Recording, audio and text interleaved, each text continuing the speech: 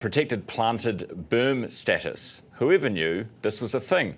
Mark van Kaathoven has just had his beloved roadside Berm Gardens given this designation after a tussle with Auckland Council, who wanted to get rid of the plants.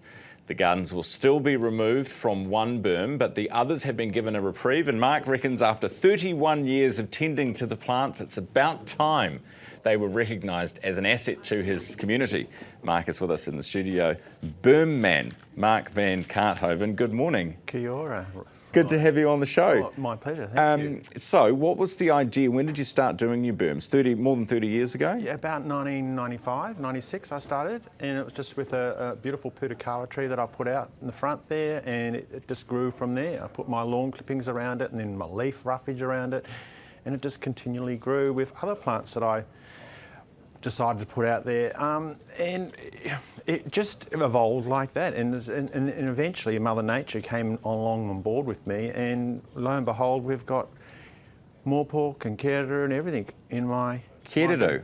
Yeah. In Auckland Central? Yes, and moorpork and all these other beautiful creatures, and the microbiomes in the ground and all this other stuff that's going on. These creatures just love this kind of environment. Tell us a bit, I haven't seen the photos yet, but tell us about your berm. How bushy is your berm? Is it like your bed? More than, absolutely, yeah. That's another reason why I've grown my bed. Let's just go natural as much as we possibly can. But it's now taken on such an identity. It's now being classified as green infrastructure. So it really is an incredible area to be living in. The temperature in summer is 5 degrees cooler than the rest of the suburb. And the foliage is really intense. I've got epiphytes and staghorns and bromeliads and everything growing in the trees for other layers of creatures to be living in our environment. Is it harming traffic? Anything wrong with visibility for people in cars? No, I monitor that as well. I make sure that people have the right visual aspects from the streets, pedestrians as well as motorists, and right. It's worked really well. The reason your neighbours didn't like it, because there was the apartment block nearby, and they said that it wasn't in keeping with the modernist landscape architecture. So yes, it's the F Park Apartments across the road from me. They want to keep the look of what it was initially in 1960s when Harry Turbot put the initial design together for council housing, which was the lowest budgeting of landscaping was offered. So, you know, they got agapanthus, cotonestes and a lot of other unwanted sort of planting in that complex. But myself across the road, I've gone down the path of biodiversity, a mixture of tropical and native, and well... And most people like it? Oh, absolutely, yeah. And the council's now okay with it? So great. Well, yeah, it's a huge win. It's setting a precedent for the rest of the country, let alone the rest of Australia and all the other specific islands, because this is the first. And we need to go down this path. If we're going to live harmoniously with Mother Nature, we need to create these green corridors, and we're going to intensify our cities.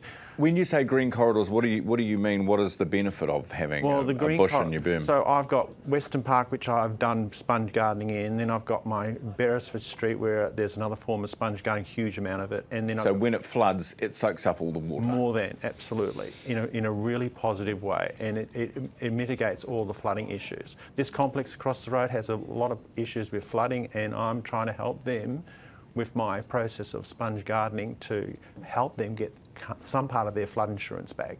So everyone's aware that we need to all make changes, but I've just slowly been doing it 30 odd years ago. I'm from Australia. I've lived through huge weather events, fires, droughts in Australia, and I've come to New Zealand, and it never was here when I initially came here, but the weather events are changing significantly here in the last 10 years. Okay. I mean, in Japan, just yesterday, which is the same demographics as New Zealand, it was 41 degrees in the main island, and they've been holding records since 1880, and that's the hottest it's ever been. So, what's wrong with grass? Because a lot of people like having a grass berm and mowing their grass berm. This all soaks up. Grass, from an aesthetic, it might look nice. It's that English approach, but we're not in England, and I know that any grass that's under 10 centimetres in length acts as the same as concrete as bitumen in summer. It radiates so much heat. So, you know, you just think what New Zealand's made of. Because, I mean, some people, it doesn't matter where it's come from, whether it's English or what, but it's just nice, you know. Nice to walk on, nice to look at. You can mow it.